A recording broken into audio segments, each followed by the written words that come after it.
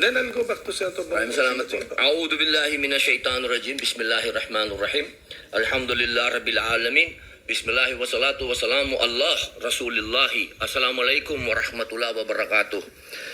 Isa pong pagbati ng kapayapaan sa inyong lahat. Unang-una po sa amin pong tagapangulo, Senate Blue Ribbon Committee, Pinunong Minoria, Aquilino Coco Pimentel III. Magandang umaga po.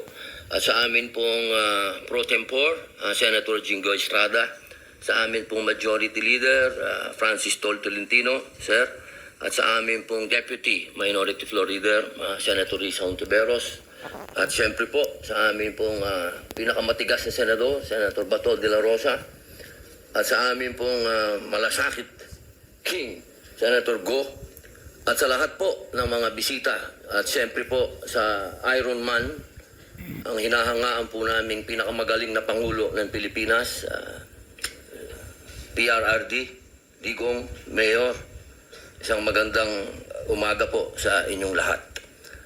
Ako po ay nakikinig sa mga opening statement ng aking mga kasama. Sila po ay mga batikan na senador, mga abogado, mga kilala na po na nagbibigay ng point of view sa legal na usapin. Ang akin pong pahayag ay naratibo ng isang convicted criminal. Ako po ay convicted. Ako po ay nakulong. Ako po ay nabuhay kasama ang mga kriminal sa Bilibid. At kilala ko po ang underworld.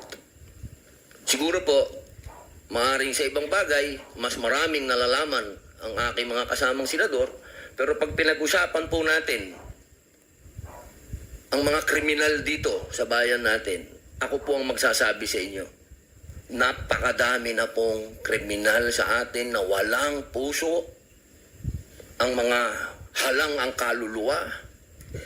Napag-usapan po natin ang mga biktima ng sinasabing war on drugs, pero hindi po natin napag-usapan ang mga biktima ng mga durugista. Correct. Tama. Kung paano pinapatay ang kanilang mga anak, pinapatay ang kanilang mga asawa, pinapatay ang kanilang kapitbahay. Correct. Kung paano sinira ng droga ang mga buhay ng mga pamilya ng OFW. Kung paano po sa loob mismo ng Bilibid, kung saan po ako nakulong ng 3 taon at ginawa ko pang pelikula ito. Ang pangalan po ng pelikula, maaari niyo pong panoorin, Hari ng Selda. Dito po, Hari ng Selda. ay binunyag ko na sa loob mismo ng Bilibid ay nagluluto ng shabu. Correct. Tama yun. 1998 po yun. Kung bibilangin po natin yung taon na yun, hanggang sa dumating ang Iron Man, ilang taon po yun. Ganun po kahaba ang mga panahon na namayani at talagang naghahari ang mga drug pusher sa Bilibid. Yeah, tama. Alam niyo po, mga mahal kong kababayan, wala pong totoo po. Ang kamatayan ng buhay ng isang tao ay yan po ay bigay ng Diyos. Yan po ay kayamanan. Yan po ay regalo sa atin ng Diyos. Pero, mga mahal kong kababayan, ang ating pong bayan ay nasa bingit ng napakalaking kapahamakan. Exactly. Kung hindi po tatitindig ang ating kapulisan, kung hindi po tatayo ang ating mga law enforcement, tayo po tatalunin ng mga sindikatong nag-ahari na nagluluto na ng mga droga kung saan-saan. Mga mahal kong kababayan, ang datos po ang magsasabi na nung sa panahon ni Pangulong Rodrigo Roa Duterte, masasabi ko na po na natakot ang mga kriminal. Exactly. Wala pa po siyang ginagawa. Doon lang sa commercial niya na last Christmas yun na to, natakot na ho ang napakaraming kriminal. Yes. Natakot na ho ang napakaraming durugista, napakaraming pusher ang nag-surrender. Wala pong nangyayari. Sa salita lang po yun. Mga mahal kong kababayan, kung sisisi natin lahat ang mga namatay dito sa administrasyon ni Rodrigo Roa Duterte, abay nagkakamali po tayo. Alamin po natin kung ano ang drug underworld. Yes. Kung ano ang mga drug syndicates.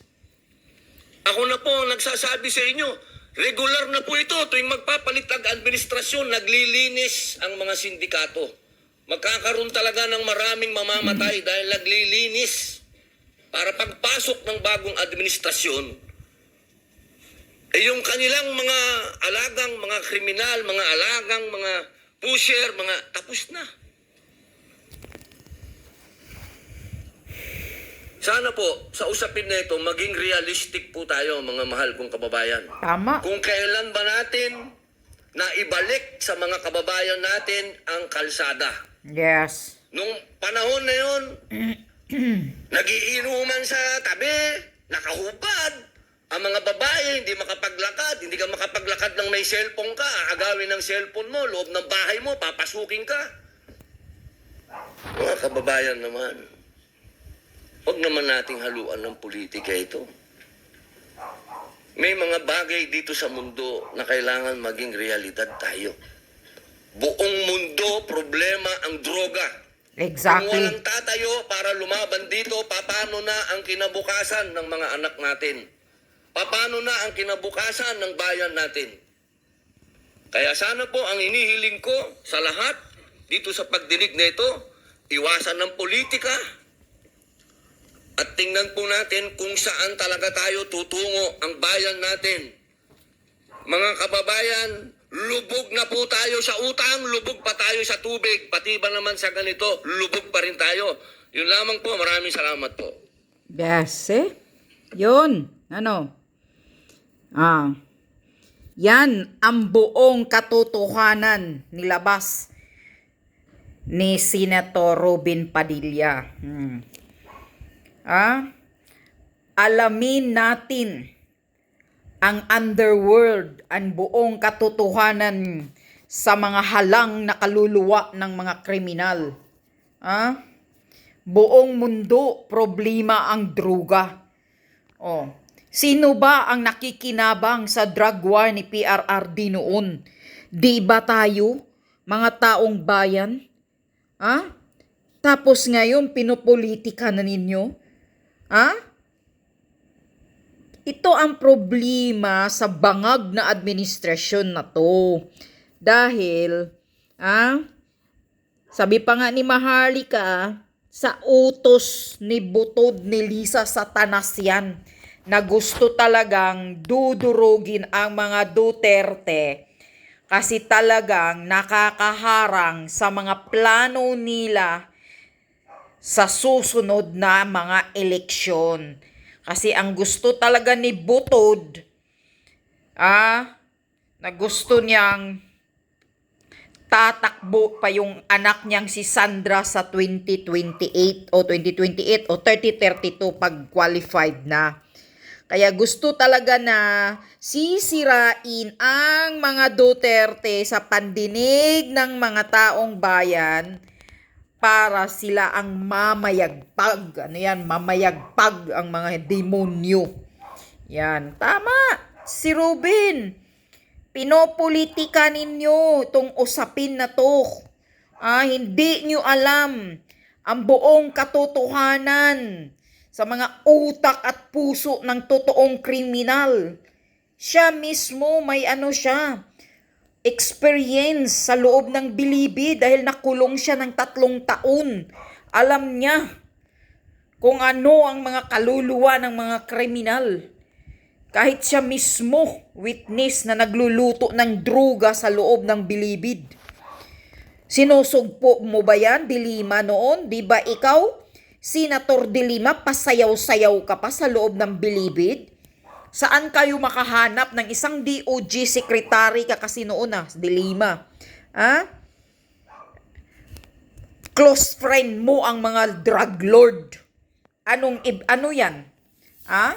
Hindi pa ba yan sapat?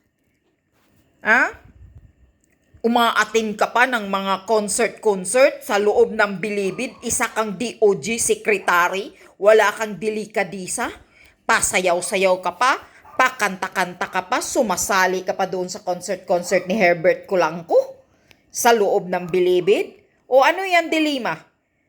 Ano ang ugnayan mo sa mga drug lord noon sa Bilibid? Sa kang sinungaling ka na matanda kang Makati ka ng kitay.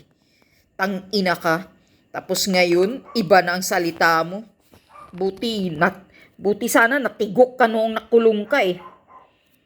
Kapal ng mukha mo. Panahon nyo noon kay Aquino, wala kayong ginagawang maganda. Pinayagpag ninyo. At talamak ang droga. Ngayon bumalik.